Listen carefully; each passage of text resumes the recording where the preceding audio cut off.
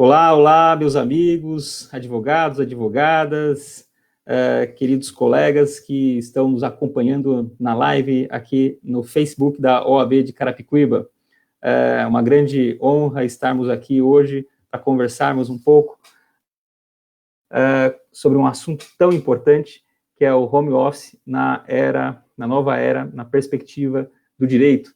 Um assunto que nós teremos a honra e a oportunidade de conversar com o nosso querido Dr. Mário Rubens Assunção Filho, juiz titular da Vara da Região Leste, da terceira Vara da Região Leste, de Violência Doméstica e Familiar contra a Mulher. Doutor juiz, doutor Mário, é juiz de Direito do Tribunal de Justiça do Estado de São Paulo, há mais de 20 anos, tendo atuado como juiz titular aqui na comarca de Carapicuíba por 10 anos. Então, é uma figura muito importante, uma personalidade muito querida por todos nós advogados, funcionários do fórum.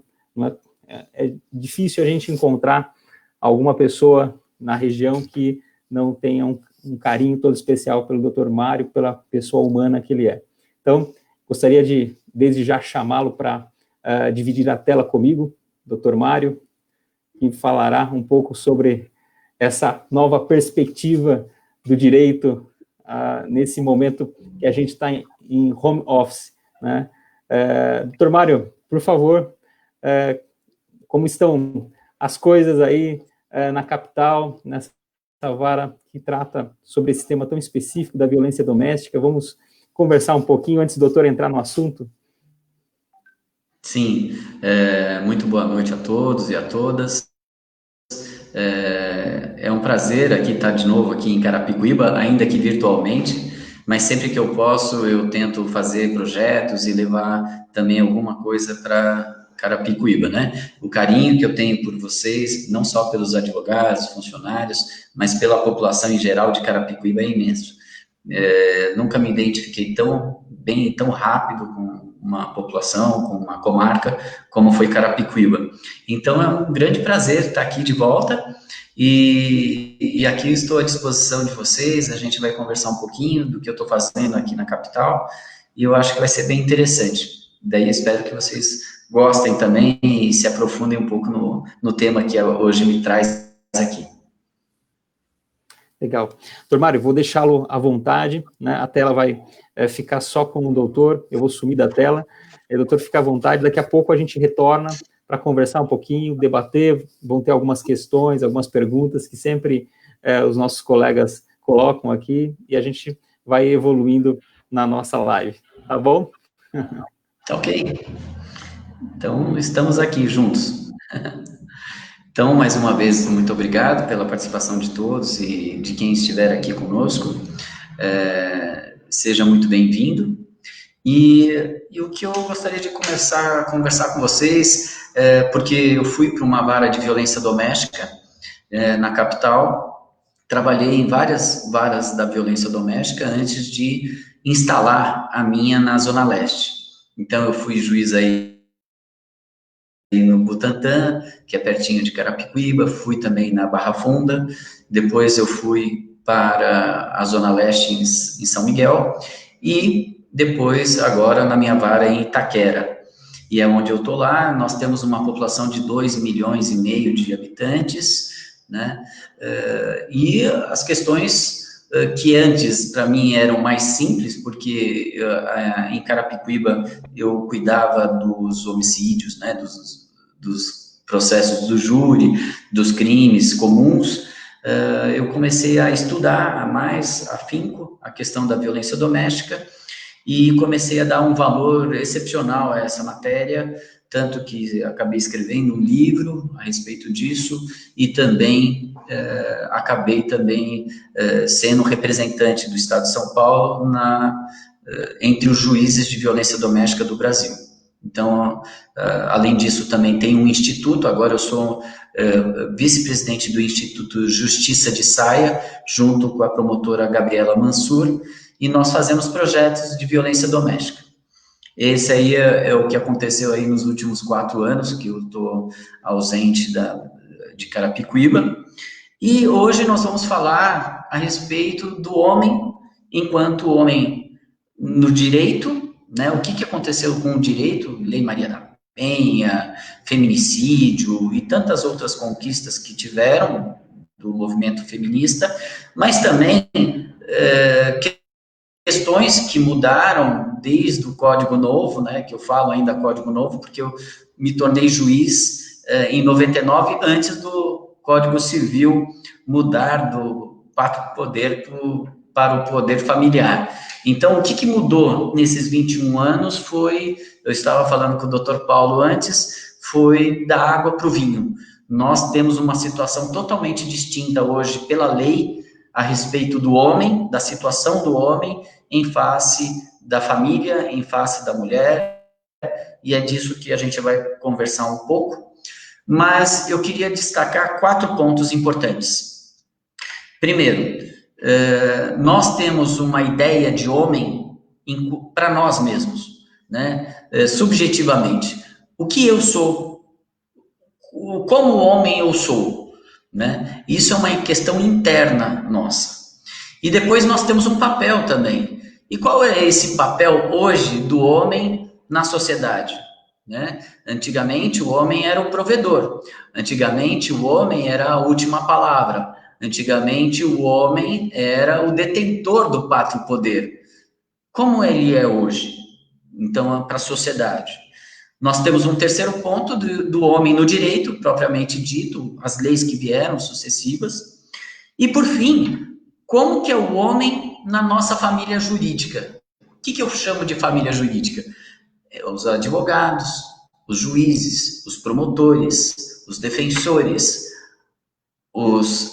as pessoas que participam, a polícia. Como que é esse homem? Por exemplo, você prefere que quem cuide da sua causa seja uma juíza ou um juiz? Um promotor ou uma promotora? Um advogado ou uma advogada? E como é que é essa relação? Será que tem influência da sociedade, daquilo que a gente pensa enquanto sociedade, para essas definições? Então, são essas questões que eu acho muito importantes, são esses 4 pontos que nós vamos tentar falar hoje aqui. E o primeiro, que me toca muito, é a questão da masculinidade. Esse homem, né? Porque a gente poderia falar aqui do feminismo, a gente poderia falar da feminibilidade, são coisas distintas, mas eu estou querendo falar sobre o homem. Então, nós vamos falar sobre a masculinidade. Então, o que é masculinidade? Masculinidade eu entendo como sendo uma característica essencial de todo homem. Ainda que ele seja gay, ainda que ele seja bissexual, não importa a sua orientação sexual, não importa o seu gênero, ele é homem e ele tem uma masculinidade. E essa masculinidade, enquanto subjetiva, enquanto ele pensa no que ele é homem, eu queria fazer uma reflexão, porque nós temos um ideal de homem. Há uns anos atrás, esse ideal de homem era confundido com um estereótipo. O estereótipo do Tarzan, o estereótipo do super-homem, né? Mas será que esse era o homem? Né? Então, esse homem, super-homem, por exemplo, ele é inatingível. E isso tem causado grandes problemas psicológicos para o homem de hoje, porque você não consegue se reconhecer enquanto homem, quando você fica com essa perspectiva de ser um super-homem, ou de querer ser um super-homem. Então, nas redes sociais, a gente viu comentários a respeito daquele rapaz que tem um site, tem não sei quantos milhões de seguidores, e ele sempre está com mulheres bonitas, dizem que são prostitutas, eu não sei, mas ele sempre está com armas, ele é um empresário, aquele é um estereótipo? Ou seja, é um tipo de homem que todos gostariam de ser?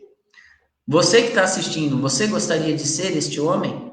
Detentor de poder econômico, detentor de poder bélico, né, de armas, detentor de mulheres, porque ele não tem só mulheres, ele não se relaciona com as mulheres. ele tem as mulheres para com ele.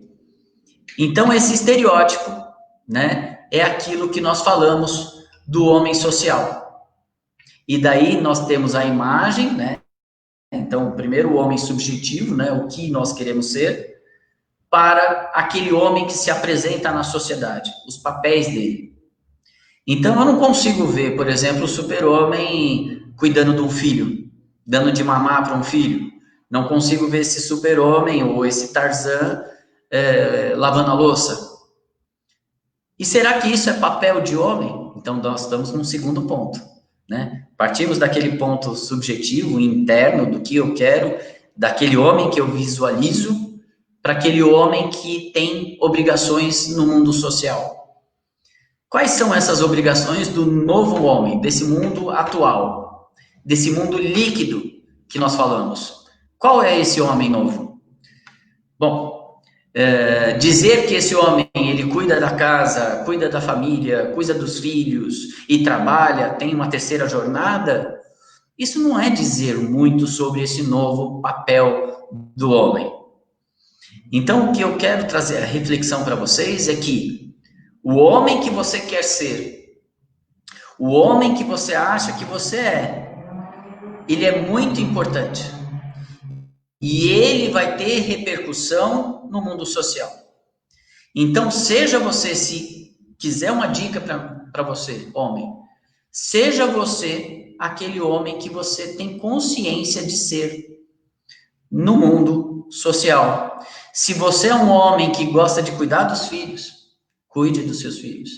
Se você é um homem que não tem esse contato, que se preocupa pouco, acha que o trabalho é mais importante e trazer dinheiro, seja esse homem. Mas a sociedade hoje mudou. Não dá para ficar apenas com os valores que foram passados desde a nossa infância. Esses valores são importantes, mas existem novos valores. O homem atual, ele também cuida da casa, ele também cuida das famílias, ele também cuida dos filhos, ele também chora, ele também se desespera, ele também não se encontra. O homem antigo, o homem da certeza, hoje é um homem que tem as suas preocupações. Não só questão monetária, não só em defender a família, mas ele tem preocupações se o filho dele está numa boa escola, se o filho dele está aprendendo, se o filho dele que tem algum problema de dicção, se ele vai na fonoaudióloga e assim por diante. Esse homem hoje, ele tem uma participação na sociedade muito maior do que o homem antigamente. Ainda que ele divida os poderes, então, o poder judiciário, nós temos juízas e juízes, na política nós temos políticos e políticas mulheres, hoje esse homem, ele além de conviver com isso, ele também tem que conviver com os afazeres domésticos, com o cuidado das pessoas, ele tem que ser uma pessoa que ele vai estar livre das amarras daquele estereótipo do Tarzan, do estereótipo do super-homem. Então, esse é o segundo ponto importante que eu queria falar para vocês e que eu tenho aprendido muito a respeito disso. Então, falar de masculinidade não é falar de um homem briguento, um homem violento, um homem que diz o que deve ser feito. Mas é o homem que escuta, é o homem que também sabe se apaixonar, é o homem que também sabe dialogar, é o homem que também erra e sabe reconhecer os seus erros. É um homem de caráter. E é um homem diferenciado daquilo que nós tínhamos antigamente. Se hoje a mulher, e nós falamos disso, que a mulher é empoderada, a mulher ela tem o seu valor, esse homem vai ter que saber dialogar com essa mulher.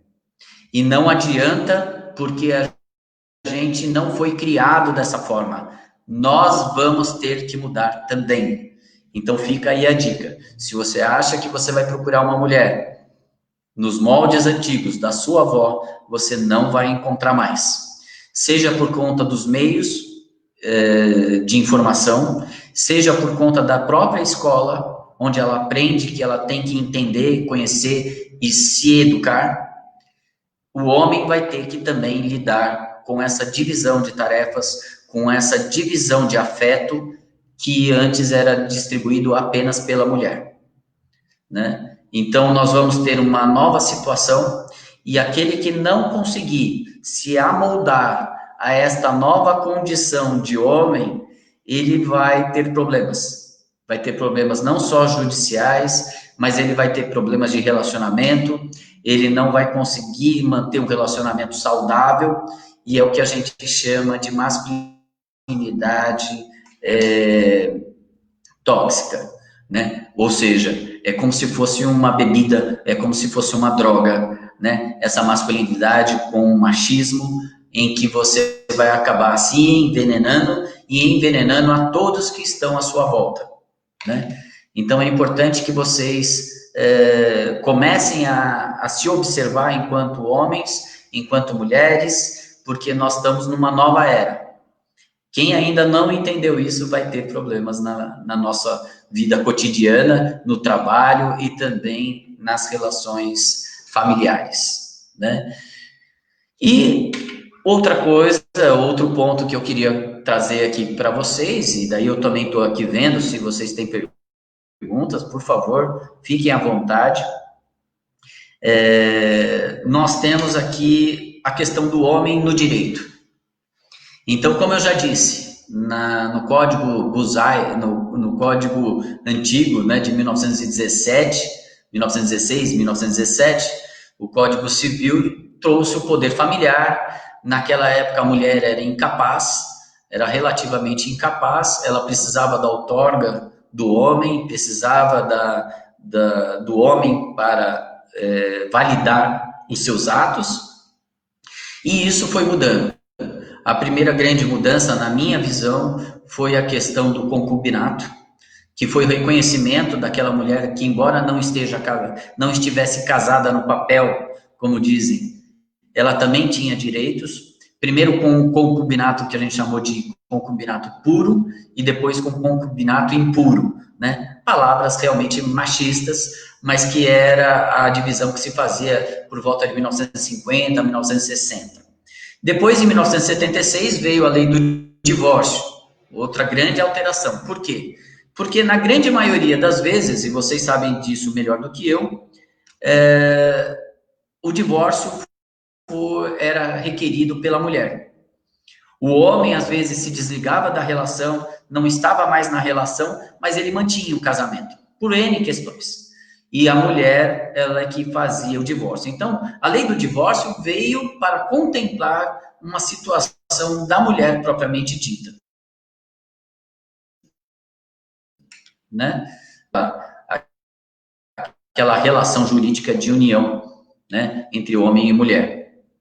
Depois veio o Código de 2003, que trouxe nova visão, mas antes disso, a própria Constituição Federal, ela já trazia diferenças, a questão da família, né? A questão do gênero, já aparecia as relações de gênero e a noção, o conceito de gênero, apareceu na Constituição Federal, antes da Lei Maria da Penha. Foi uma grande contribuição do movimento feminista, que teve grandes professoras da PUC, do Rio de Janeiro, da PUC de São Paulo, a Silvia, professora minha, Silvia Pimentel, na PUC de São Paulo, participou desse movimento e fez inserir lá no 227, entre um dos parágrafos, eu acredito que no parágrafo 6º, ou no parágrafo 8º, não me lembro bem agora, mas ali fez a primeira inserção da questão de gênero, né? E o que é gênero? Gênero não tem a ver com sexo, não tem a ver com a orientação sexual. Gênero tem a ver com uma questão de fala, com uma questão de posicionamento. Então, embora homem, eu posso ser de vários gêneros. Então, nós falamos de várias masculinidades. Então, eu sou homem, do ponto de vista físico, né, sexual, mas do ponto de vista de gênero, eu sou hétero, mas poderia ser homossexual, palavra também não mais usual, eu poderia ser bissexual, poderia ser pansexual, e aí nós vamos ter uma infinidade de gêneros, e, na verdade, o que eu entendo é que cada um tem o seu tipo de masculinidade. É o que eu estava falando no começo, porque o meu ideal de homem não é o mesmo ideal do Dr. Paul Kissy. Não que pensamos diferentes, mas é que as nossas fantasias, as nossas visões são diferentes, são particulares. Então, quando eu penso em homem, por exemplo, falando de mim, eu penso no meu pai, eu vejo o meu filho, como é a relação minha de pai para filho, e a minha masculinidade, ela é construída dentro dessa minha essência. Isso é gênero, isso é masculinidade. E isso veio com a Constituição Federal. Depois da Constituição Federal, nós temos a Lei Maria da Penha. A Lei Maria da Penha, ela trouxe uma grande infinidade de alterações. Acho que ela é uma boa lei. Não é a lei perfeita, eu acho que não existe lei perfeita, mas ela é uma lei muito boa. Muito boa por quê? Porque ela não se preocupa exatamente com a técnica. Por exemplo, se você me perguntar se as medidas protetivas têm natureza criminal, penal ou civil, eu vou falar que tem uma natureza sui generis. Ela não é nem tanto criminal, nem tanto civil. Mas o rito das medidas protetivas é um rito do processo civil, do direito privado. E aí nós temos uma autonomia dessas medidas protetivas. Mas isso está na lei? Não está na lei. A lei não diz isso. Ela deixa entender que assim deve ser compreendido. Então ela não é uma lei propriamente técnica, que venha dizer, dar conceitos muito claros e tudo mais. Mas ela é uma lei efetiva, é uma lei eficaz. As medidas protetivas hoje em dia, elas são medidas extremamente eficazes. Os homens têm medo de medidas protetivas. Se sentem mal quando são aplicadas. As mulheres se sentem protegidas quando são concedidas. Então, a eficácia dessa lei é que a torna uma lei tão importante, considerada uma das melhores leis, ou talvez a terceira melhor lei do mundo a respeito do tema. Então, a Lei Maria da Penha veio com este novo enfoque e ela veio para reconhecer uma questão que antes não se dizia, que é a violência de gênero. E o que é violência de gênero? É o poder exercido de um gênero sobre o outro gênero. É a violência praticada por alguém que se acha melhor ou mais importante porque ela é de um gênero e a outra parte é de outro gênero. Então existe esta competição, esta briga, este conflito entre gêneros. Por isso a violência de gênero. A violência de gênero não é qualificada apenas pela questão do polo passivo ser uma mulher. A violência de gênero tem que haver este conflito de gêneros, em que um quer se sobrepor ao outro. Isso é violência de gênero. E é isso que trouxe a Lei Maria da Penha. A violência que trata a Lei Maria da Penha não é apenas uma violência contra a mulher. Ela tem que ter também um cunho de violência de gênero. Então não basta ser contra a mulher e não basta também ser contra uma violência por gênero, né? Um querendo se sobrepor ao gênero alheio. Ela também tem que ser no âmbito familiar ou no âmbito doméstico. Então essa lei, ela veio proteger o quê? As relações de poder que às vezes são nocivas no âmbito familiar ou no âmbito domiciliar, onde as pessoas moram. E ali você tem uma violência não apenas com a mulher, mas com aquele do gênero feminino.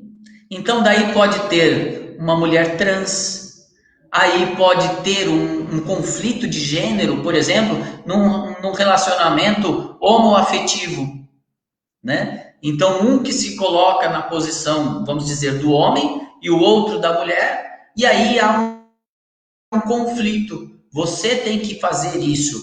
Você tem esta obrigação na casa e eu tenho a obrigação, por exemplo, de trazer o dinheiro e você tem a obrigação de limpar. Ainda que haja uma relação homoafetiva, existe aí uma relação de gênero, uma violência de gênero, um querendo se sobrepor ao outro. Então a Lei Maria da Penha veio para isso, veio para trazer eficácia a esta questão de violência de gênero no âmbito familiar ou no âmbito doméstico, né? E colocou-se ali a mulher, mas lembrando que não apenas a mulher no sentido biológico, mas também a mulher trans, também a questão da mulher que tem os dois sexos, né?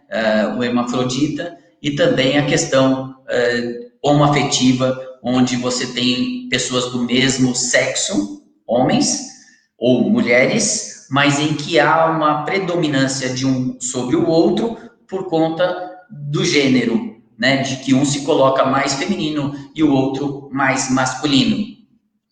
Bom, essa é a questão que veio com a cereja do bolo depois, uma nova lei, que é a lei do feminicídio. A lei do feminicídio é a última briga, né? Então, das feministas que tiveram na Constituição Federal a questão de gênero, depois na Lei Maria da Penha a maior eficácia e, por fim, a questão do feminicídio, trazendo como crime qualificado aquele praticado com violência de gênero. Não é só contra a mulher, mas é a questão da violência de gênero. Por exemplo, uma pessoa que é morta no sinal por conta de briga de drogas e uma das vítimas é mulher. Este homicídio é apenas homicídio, não é qualificado como feminicídio. Agora, uma briga dentro de casa ou fora de casa, mas por conta dessa situação de poder do homem sobre a mulher, isso caracteriza o feminicídio.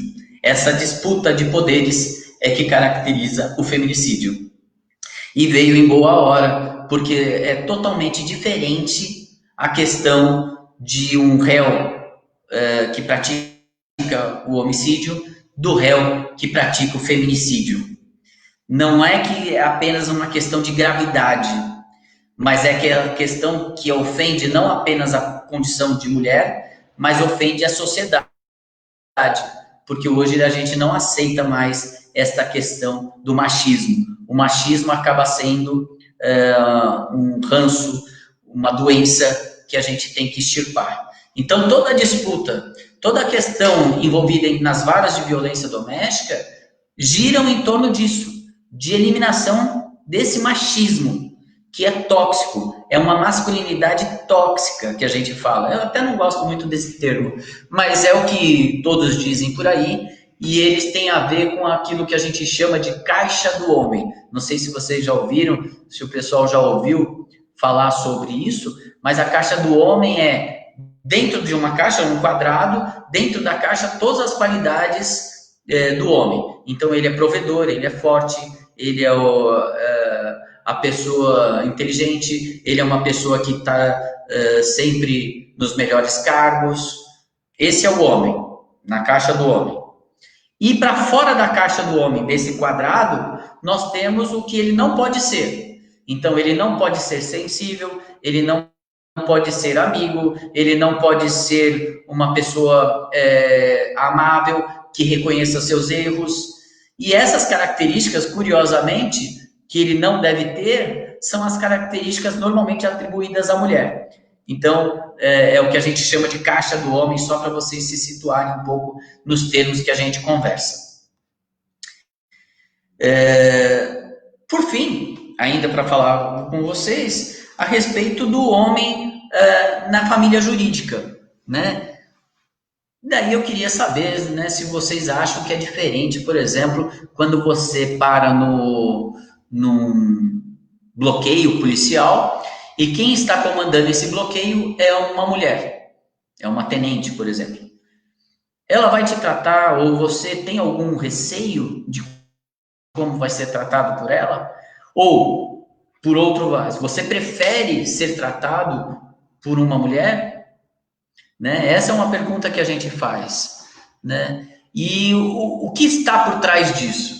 Né? Ah, eu prefiro um juiz homem, ou prefiro uma juíza mulher, por conta disso, disso. Quando nós fazemos essa distinção, eu prefiro um homem, eu prefiro uma advogada, eu prefiro um advogado. Quando estamos tratando disso, e isso para mim é um problema. Por quê? Porque o que faz a dualidade? A dualidade, de um lado, ele tem a cor preta, e do outro, ele tem a cor branca. Então, ou é preto ou é branco. E a gente esquece que no meio disso tudo, nós temos o cinza. Nós temos as outras tonalidades.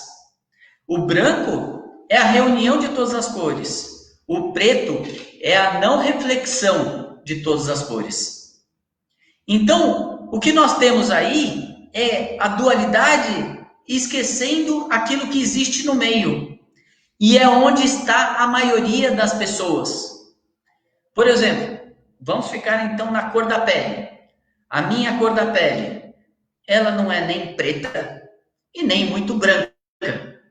Eu conheço pessoas muito mais brancas do que eu e conheço pessoas muito mais negras do que eu. E eu estaria excluído se nós falássemos só em pessoas brancas ou pretas. E isso é curioso, porque na hora que nós falamos, então, de juízas e juízes, por exemplo, para ficar na minha profissão, nós esquecemos que temos juízes de um jeito, juízas de outro jeito, menos severas, juízas mais humanas, juízas menos humanas, juízes mais acessíveis, juízes mais carrancudos, juízes de todas as espécies. Então, na hora que nós falamos em escolher pelo gênero, nós estamos esquecendo que dentro do gênero nós temos uma infinidade de pessoas, de tipos de pessoas, de jeito de pessoas humanas. O que eu quero dizer é que quando nós falamos, eu prefiro uma juíza ou eu prefiro um juiz, eu estou generalizando. E a questão é de especificidade. A questão humana exige de nós uma atenção especial e não uma generalização. Toda generalização, e eu entendo assim, desculpe quem entende diferente, mas toda generalização, ela acaba sendo burra, acaba sendo limitada, porque ela fica nessa dualidade, como se nós tivéssemos apenas duas espécies de seres humanos. E nós nunca temos duas apenas espécies. Nós temos 6 bilhões de espécies de seres humanos vivos. Então é disso que eu queria conversar com vocês. Nós não podemos ter o preconceito nem para o homem, nem para a mulher. Nós não podemos ficar nesta dualidade, achando entre o bom e o ruim, entre o mal e o bem, como se isso resumisse a nossa vida. Então, quando falamos em família jurídica, nós temos que entender e compreender que todos são bem-vindos nessa família jurídica. Homens, mulheres, bissexuais, homossexuais e assim por diante. Não podemos ficar presos a dogmas, a estereótipos, porque senão a gente vai ficar preso à figura do Tarzan, como sendo o único modelo de homem. E isso não existe. Nunca vi um Tarzan, nunca vi um super-homem, nunca vi um Batman. Aliás, apesar de falarem que eu era o Batman, porque eu usava toda hora a toga, né? Então me chamavam, lá vem o Batman. Mas é claro que isso era uma brincadeira que faziam comigo, assim como faziam também falando que eu era o Stuart Little e assim por diante. Então eu acho que essas brincadeiras, elas demonstram que nós temos uma particularidade. Não é porque eu era homem que eu era chamado assim ou de outro jeito. Era porque era a minha forma de agir, a minha forma de me colocar. E aí a última coisinha que eu queria aqui, antes da gente começar a interagir um pouco mais. Esta questão de estereótipos, de fala, nós temos que lembrar do seguinte: o homem, ele fala pouco, ele se coloca pouco. O novo homem, seja no direito, seja num tribunal, ou seja na família, ele tem que começar a se colocar. Ele não tem que se impor, ele tem que falar, ele tem que saber se colocar. E aí eu lembro a questão da escada de Diderot. Não sei se vocês conhecem essa história, mas Diderot, da Revolução Francesa, que era um filósofo francês, um cientista, ele, certa vez, ele estava numa reunião e questionaram a doutrina dele, questionaram os estudos dele. E ele achou aquilo uma ofensa, mas ele ficou sem palavras. Ele não sabia o que dizer naquele momento. Sabe-se lá por quê, mas ele não conseguiu reagir. Nem dizendo que sim, nem dizendo que não, e nem contrapondo qualquer argumento. O que aconteceu foi que ele ficou mudo, acabou descendo as escadas, é aí a questão da escada de Diderot, porque quando ele chegou no final da escada, saindo daquele ambiente, do local, daquele prédio, é que ele lembrou daquilo que ele poderia ter dito, daquela resposta infalível que ele poderia ter falado, que ele poderia ter quebrado todos os argumentos contrários à sua tese. Só que o tempo, o momento havia passado e ele não conseguiria subir as escadas e falar: olha, lembra aquilo que você me disse? Então, essa era a resposta. Ainda que ele ficasse imaginando. E aquilo atormentou Diderot. Ele ficou lembrando aquilo por muitos anos, tanto que ele escreveu sobre isso e virou uma questão até psicológica. Por quê? Porque o homem, ele fica sem palavras às vezes. Ele não está acostumado a falar sobre os seus sentimentos. Ele não está acostumado a falar sobre conflitos dentro de casa, ou no fórum, ou no trabalho, ou em qualquer lugar. O que às vezes ele faz? Ele dá um berro. Ou às vezes ele não fala nada. Né? É a famosa escada de Diderot.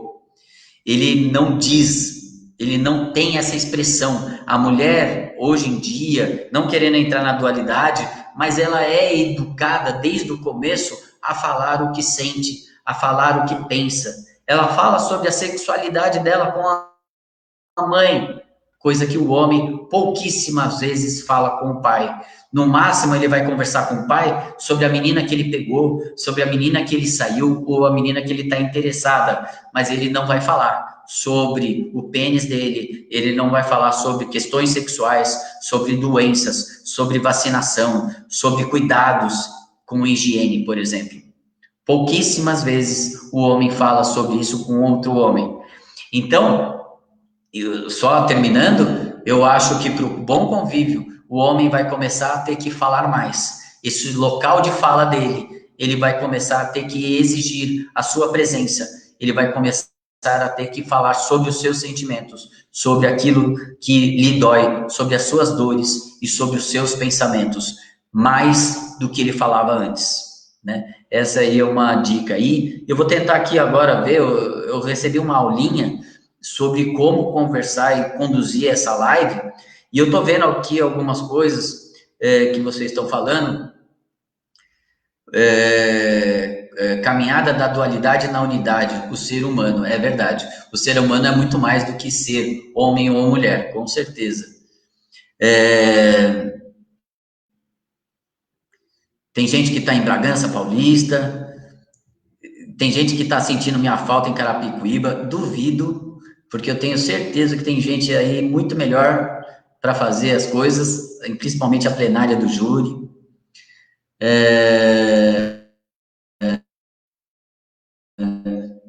A doutora Shilma falando, um item de cliente com medida protetiva, foi mais uma vez estatística de feminicídio.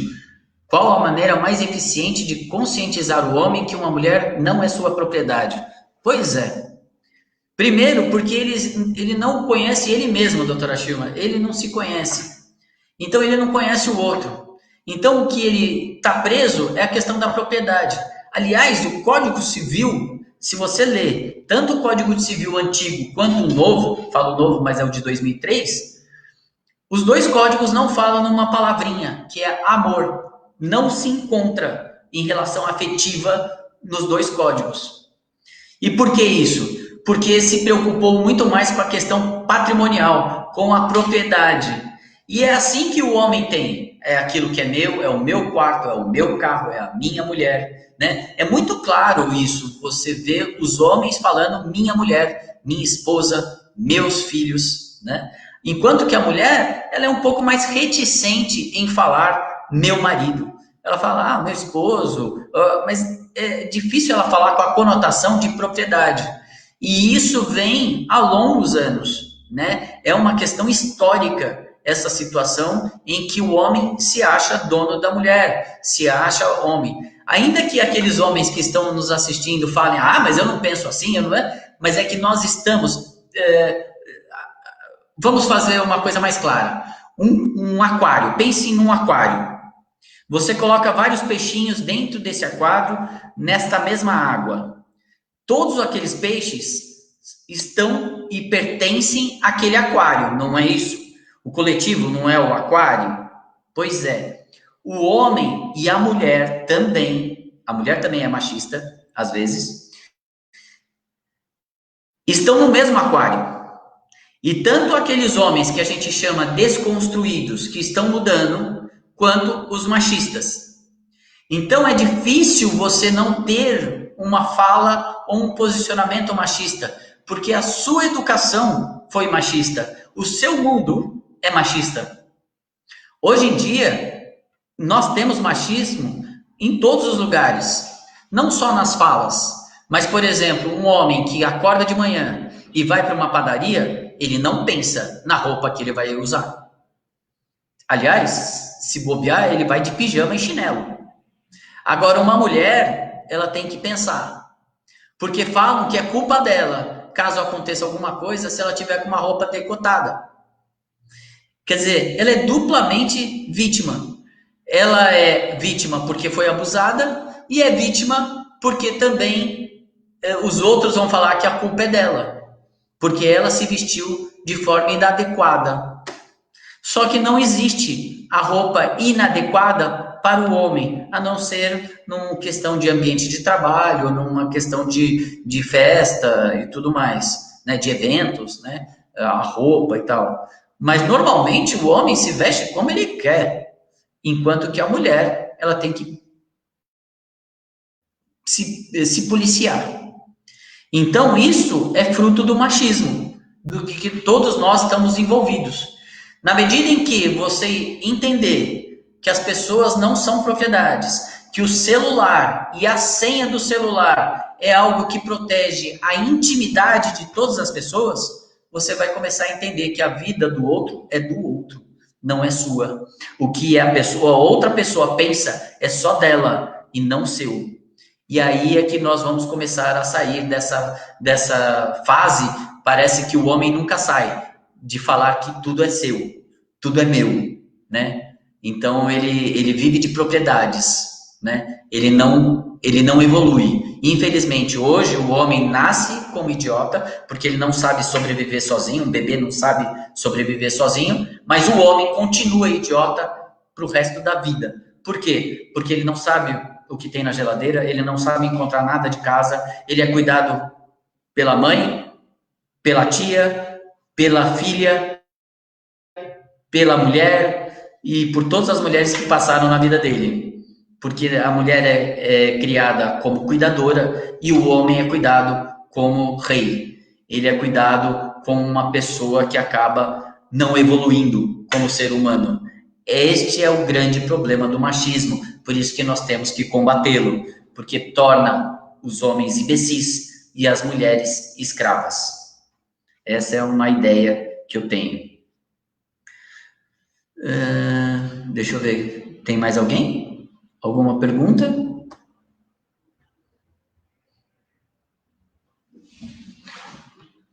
Doutor Paulo, gostaria de falar alguma coisa? Pode me subir, Evelyn. Olá, doutor Paulo. Ficou melhor sem o fone. Ficou. Tudo, né? Mas eu estava prestando atenção na fala do doutor, né? Parabenizar pelas colocações muito sábias, né? E uma coisa que às vezes a gente não para pensar, né? Esse estereótipo que a gente tem mesmo, né? Se a gente avaliar, o homem, às vezes, ele não é... A criação dele é muito diferente da criação da mulher, né? E como que o doutor avalia essa questão dessa explosão da violência doméstica nesse tempo de pandemia? O que se justifica essa explosão, esse momento em que o homem e a mulher estão dentro de casa? Como que o doutor avalia isso que está acontecendo? Bom, eu avalio de duas óticas. Primeiro que a informação hoje para a mulher é muito maior, é um assunto que todo mundo tem falado, tem comentado, os programas de televisão, eles acabam falando sobre isso. A violência doméstica é tema de filme, é tema de novela, e eu acho que essa informação faz com que a mulher se perceba enquanto vítima, né? O homem também é, às vezes, vítima, porque a mulher, por vezes, também é machista e, às vezes, também sabe machucar o homem com violência psicológica ou, às vezes, até violência física.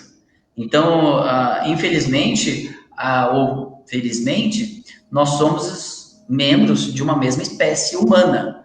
Então, a violência também faz parte da mulher. Na hora que ela educa seu filho ou sua filha, ela também, às vezes, age de forma abusiva, também pode agir de forma abusiva. Não estou falando que ela faz isso, mas a mulher, tanto o homem quanto a mulher, elas são agressivas, né? A violência faz parte do ser humano. Se você pensar bem, educar, o que é educar? Educar é você não deixar com que os desejos e as pulsões se sobreponham ao direito do outro. Então, você limitar, por exemplo, fazer o seu filho estudar, né, matemática ou português, né, e falar, não, você tem que ficar na cadeira, isso é um ato de constrição, é um ato de violência, mas é uma violência para o bem daquela criança ou para o bem daquela pessoa. Então, a violência faz parte não só do ser humano, como da vida humana, né? Não é tudo que queremos que temos, né? As coisas são finitas. Então, nós temos que trabalhar exatamente essa questão. Saber que a violência está tanto no homem quanto na mulher. Mas, mais que isso, é entender que, num momento de pandemia, todas as nossas frustrações acabam sendo compartilhadas. Nós temos no ambiente domiciliar, no domicílio, doméstico, nós temos o que ali? Nós temos os conflitos do querer do homem, do querer da mulher, né? Então, essa necessidade de compartilhar as coisas fez com que as posições das pessoas, aquilo que estava mais profundo, venham emergir. Então, por exemplo, vamos dar um exemplo básico para entender bem esse assunto. Por exemplo, o casal quer comprar um carro. E, racionalmente, eles falam, nós temos um budget, nós temos uns 60 mil reais para comprar um carro. Que carro nós vamos comprar? Daí, começa o marido a falar, não, vamos comprar uma picape. Porque daí dá para levar as coisas para a praia, dá para colocar, às vezes, o material da construção da nossa casa e tal. E a mulher, ela começa a olhar e fala, mas eu vou ter que dirigir uma picape? Eu prefiro um Jetta, desculpa, um carro mais fácil de dirigir. E daí começa a discussão, que era racional. Só que daí, por exemplo, a mulher fala, é sempre assim. Tudo que a gente quer decidir em conjunto, prepondera o que você fala. E daí ele vai falar, mas, na verdade, você é muito emotiva. Você não sabe trabalhar com a razão. Você sempre traz outras questões do passado para resolver uma questão do futuro, do que a gente vai comprar. Então, são coisas que estavam no fundo e que numa questão racional, numa decisão racional, acaba influenciando. Eram coisas profundas que vêm à tona.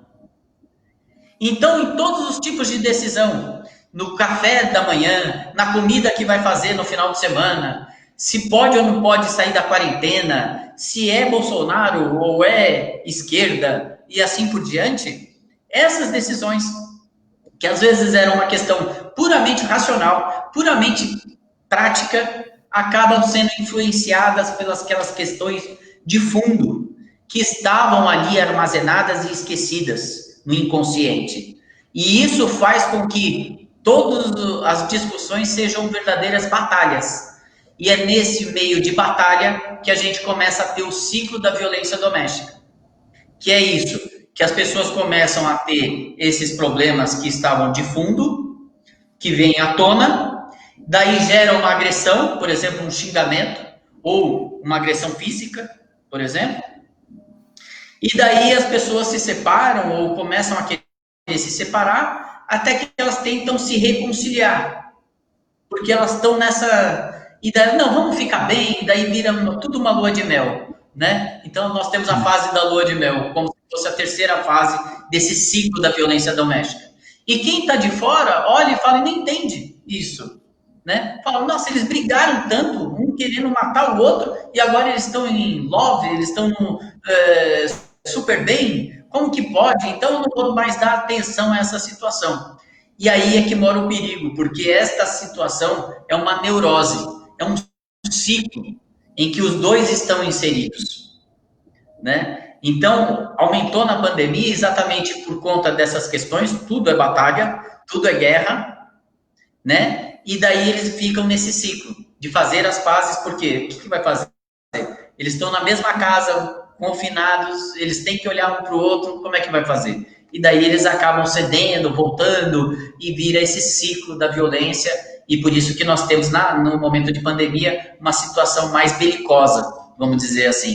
Porque antes cada um ia para o seu trabalho e não se via muito. Mas aí, no momento em que todos tiveram que compartilhar e dividir a mesma mesa de trabalho, aí ficou complicado. E é por isso que nós temos essa situação hoje, aí de violência crescente na pandemia. Mas é crescente também durante o tempo, né? As mortes das mulheres ocorreram com mais frequência por conta de feminicídio nos últimos 10 anos. Aumentou esse índice. Então, é uma questão também real. Essa violência contra a mulher, a questão da violência doméstica, eu me lembro que um dos primeiros casos que eu acabei tendo a oportunidade de advogar lá em Carapicuíba, acredito que até foi o doutor que foi o juiz na época, né? Isso eu acredito que o doutor tenha pegado muitos e muitos casos iguais a esse, né? De ter uma briga e aí depois, em seguida, eles se atarem e aí, em seguida, ele tentar matar a mulher, né? E aí depois voltar, mesmo o sujeito responder por uma tentativa de homicídio, né, a mulher voltou a ter o contato com ele, né, e assim, a gente que fica de fora, olha aquela situação e fica indignado, né, como que ela, né, sendo espancada, né, apaulada, voltou aí a conviver com o indivíduo. Então, são coisas que não tem muita justificativa, né? Essa neurose, né, que o doutor coloca. Não, é essa a justificativa, doutor Paulo, é essa a justificativa. É uma neurose.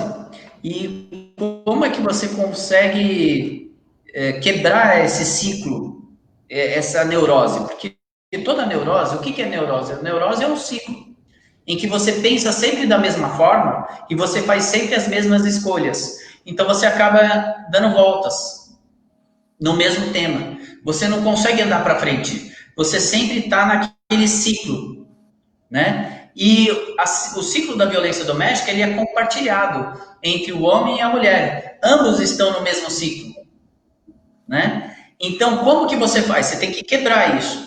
Por isso que a Lei Maria da Penha é eficaz, porque ela vem fazer o afastamento do lar, ela vem falar sobre visitas, sobre alimentos, sobre distanciamento, sobre não contato. Daí o não contato não é só o físico, mas é o por telefone, é por qualquer mensagem, por qualquer tipo de mensagem. Veio o crime do artigo 24A, então reforçou essa ideia. Então isso quebra o ciclo. E o que quebra o ciclo também? Sozinho, as pessoas não conseguem quebrar esse ciclo. Se você conhece alguém que esteja nesse ciclo, essa pessoa precisa de ajuda. O casal precisa de ajuda. E a melhor coisa para fazer, seja para separar ou seja para continuar junto, é entender exatamente essas questões de fundo. Este tem que ter tratamento. E tem que ser um tratamento, às vezes, técnico. Às vezes, um psicólogo. Tem psicólogos de família. Tem a igreja. Tem vários pontos de socorro que você pode fazer, né? Porque uma escuta ativa não precisa ser um psicólogo para fazer. Um padre, um reverendo, um pastor, qualquer um pode ter a escutativa.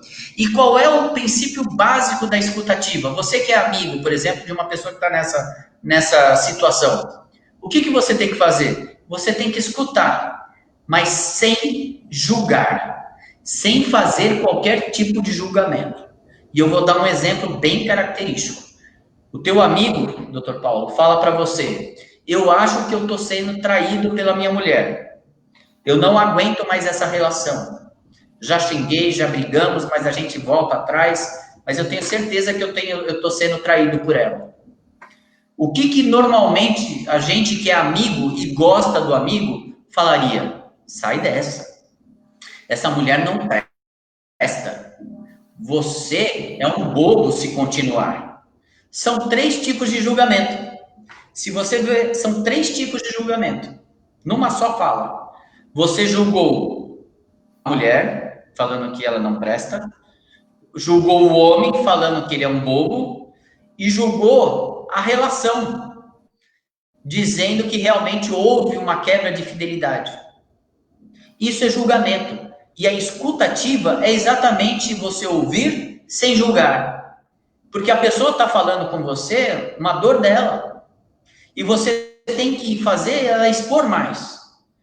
Mas você se sente mal com isso? Me sinto. Dói muito. E a pessoa vai falar. E o que ela quer de você é que escuta. Ela não quer um julgamento da sua parte. Então, na hora que você pode ajudar, é na hora que você vai escutar sem julgar. Esse é o princípio básico da escutativa que a gente fala. Por incrível que pareça, a escutativa demonstra uma certa inércia, né, sua. Porque você não vai estar julgando, você não vai estar falando o que a outra pessoa deve fazer. Você vai estar alicerçando e dando uma visão de fora. Olha, você está sofrendo. Você não precisa falar que a outra está te machucando, mas você está falando, você está sofrendo, eu estou vendo a tua dor. Você quer ficar aqui em casa? Você quer conversar? Você quer viajar? Quer dar uma esparecida? Quer pescar? Isso é escutativa. E essa é a melhor forma que eu acho que a gente deve fazer, sem julgamento. Interessante essa ponderação, né? Tem a questão a questão da escutativa, mas eu não sei, às vezes que eu percebo também, quando uma pessoa vai desabafar com outra, além de, às vezes, ter esse julgamento, né, quer contar um caso que aconteceu com ela, né, a pessoa que é ouvinte, né, para dizer assim, seu problema não é tão grave assim, né, aconteceu isso comigo, ou isso com fulano, né, minimizando a dor daquele que está falando e colocando outros problemas, né? E eu acho que isso também dificulta bastante esse relacionamento, né? Esse entendimento, né? Porque isso é A um gente julgamento, né, doutor Paulo? Isso é um julgamento, né? Falar que a dor do outro é menor que a sua é um julgamento. E é isso que a exatamente. gente não pode recair. Nós não podemos recair em querer ver o quanto o outro está sentindo. Se ele está reclamando, se ele quer sair de casa, a dor dele é imensa para ele. Assim como o homem que ele quer ser, é o homem que ele deseja, não o homem que você é. Essa é a grande jogada. É você entender que cada um é um.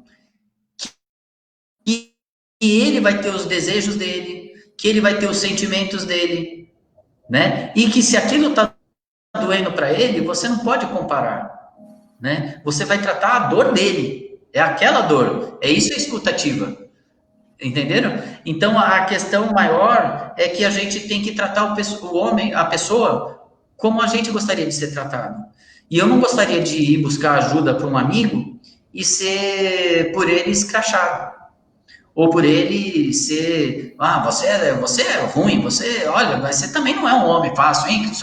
Não, não é isso. Eu não estou aqui dizendo que eu vou falar que o cara é machista, que o cara é corno. Imagina, daí o cara vai se suicidar. Aliás, o grande número de suicídios é de homem. Né? Nós temos, eu acho que em 10 suicídios, 8 ou 9 são de homens. Uau. Então, homem vai para a cadeia mais, homem se suicida mais. Então, dizer que homem é uma pessoa simples, fácil, não é. O homem é complexo e é cheio de amarras. E é por isso que a gente tem um grupo reflexivo de homens e que agora a gente está dando atenção, atendimento, né? A gente fez um grupo chamado Justiceiros, que a gente ouve as pessoas, é por online, é para o Brasil todo. Então, o homem que tem alguma desconfiança, ou que tem alguma questão, que quer conversar sobre sexualidade, quer conversar sobre masculinidade, quer conversar sobre trabalho, o que for, ele pode ligar para a gente. Tem um número na minha bio lá do meu Instagram. Você pode ser tanto voluntário para fazer essa escutativa, como também pode ser uma pessoa que vai buscar conversar com alguém. E o homem, ele não tem esse lugar. Quando o homem se reúne, ele se reúne e vai falar daquilo que ele fez, de como ele é bom, do futebol, das brigas e dos processos que ele atuou, mas ele não vai falar do que ele sente. Ele não vai falar de poesia, ele não vai falar de nada disso que é sentimental. Então, às vezes, ele precisa de um lugar. E é esse lugar que a gente está dando para o homem falar. E mesmo assim, os homens são acanhados. Apareceu muito mais voluntários que acham que são doutores do que pessoas que acham que precisa de ajuda. De pessoas que precisam conversar. Né? Eu mesmo, muitas vezes eu preciso conversar. E eu ligo para um psicólogo, ligo para uma pessoa, faço terapia. Eu acho que isso é só uma questão de mostrar como nós temos dificuldades. O homem tem uma dificuldade no aprendizado. Ele aprendeu a não expor os seus sentimentos. Isso é muito complicado. Isso que o doutor está colocando é muito importante, até gostaria de reforçar essa ideia.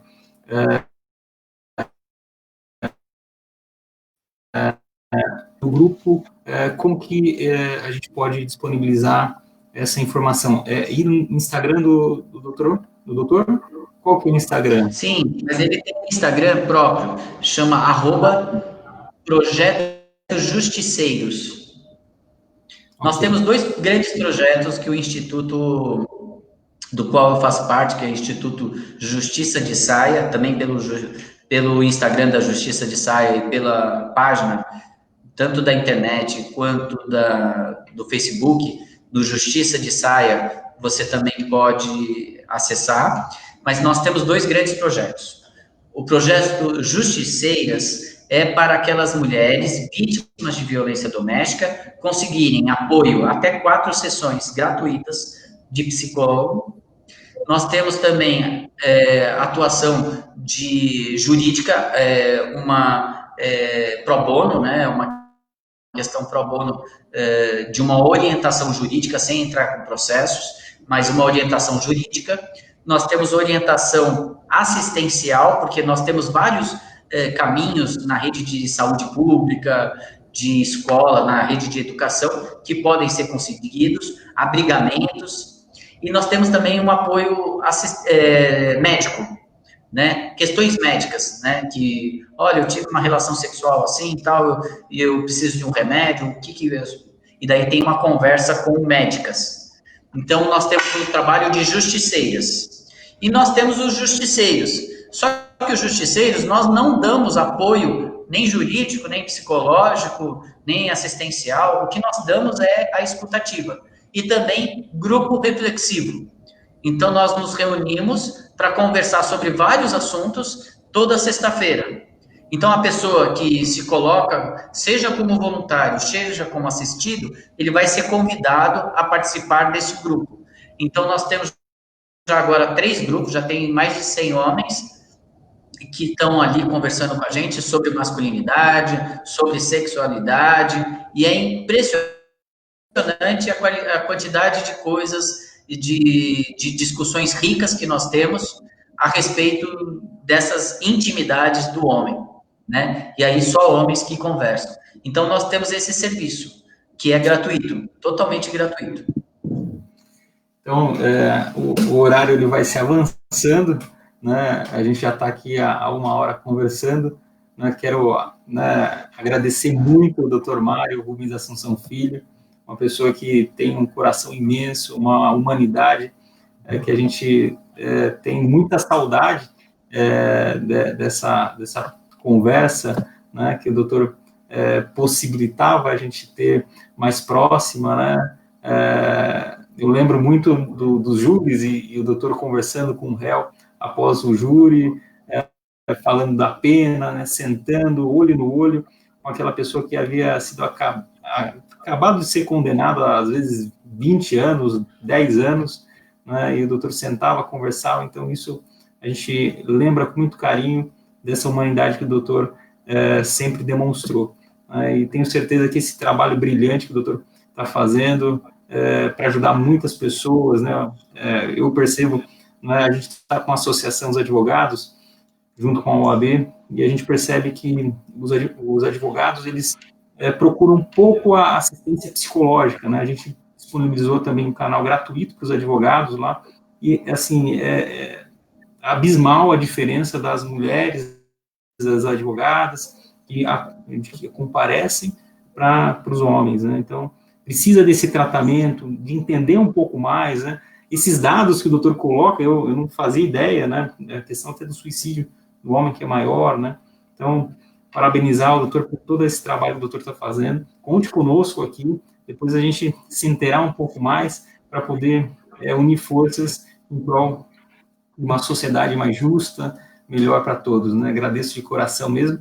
Passar para o doutor para a gente fazer as considerações finais e concluir essa aula maravilhosa que o doutor deu para todos nós. Primeiro que não existe aula, né? Primeiro que falar sobre masculinidade é mergulhar em si mesmo, né? Então, é se reconhecer. Então, não tem melhor pessoa para te ensinar alguma coisa senão você mesmo.